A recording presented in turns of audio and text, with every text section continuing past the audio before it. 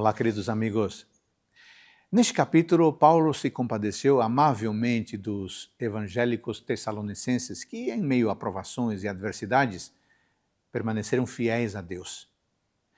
Ele começa esclarecendo que a visita deles aos tessalonicenses não foi em vão e que, apesar da oposição, eles ainda eram capazes de pregar o evangelho.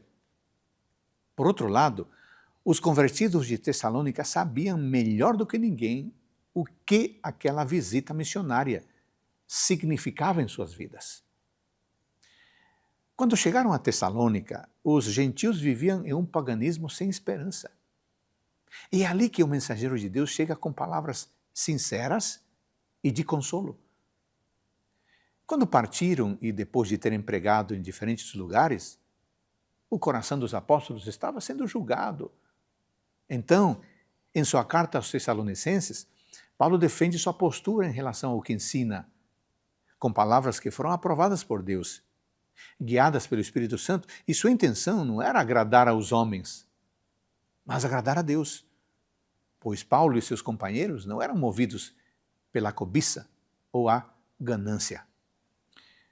No versículo 7, Paulo diz que, como apóstolos de Cristo, eles poderiam ter sido mais exigentes, mas mesmo assim os trataram com mansidão, como uma mãe ou como um pai trata o seu filho, como aparece no versículo 11. O apóstolo, dominado por seu amor altruísta, se compara a uma mãe ou a um pai que cuida de seus filhos com todo carinho, ainda que ele não fosse a mãe verdadeira. É possível perceber que ele dedicou todo o seu amor a eles. Ele se preocupava muito com o bem-estar dos convertidos, o que podemos ver não só em suas visitas, mas também em sua contínua preocupação, mesmo quando estava viajando para lugares distantes.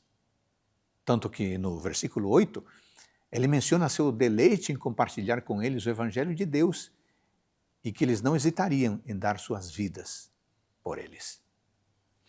Nos versículos 9 e 10, Paulo os lembra do comportamento irrepreensível, do esforço, da labuta e da angústia pelas quais passou para proclamar o Evangelho a eles, e que eles foram testemunhas de todo o processo.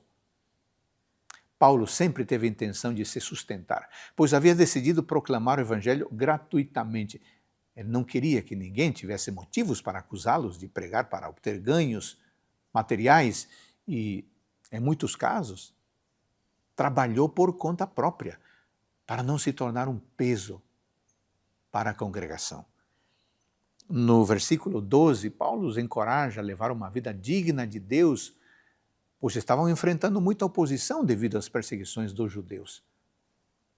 No versículo 14, ele os compara às igrejas judaico-cristãs, que compartilhavam os mesmos conflitos e instigações dos judeus, que no versículo 15 mencionam que mataram Jesus e seus próprios profetas, e que foram eles que o perseguiram e não agradaram a Deus, pensando que seu fanatismo cruel agradava ao Senhor.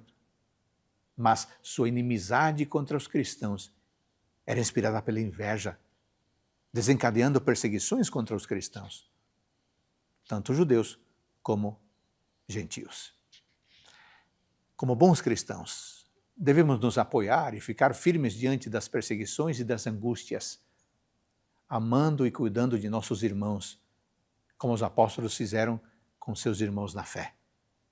No dia da vinda de Cristo, poderemos nos apresentar com alegria e com regozijo por termos permanecido firmes com o Senhor, apoiando uns aos outros. Ótimo dia para todos nós.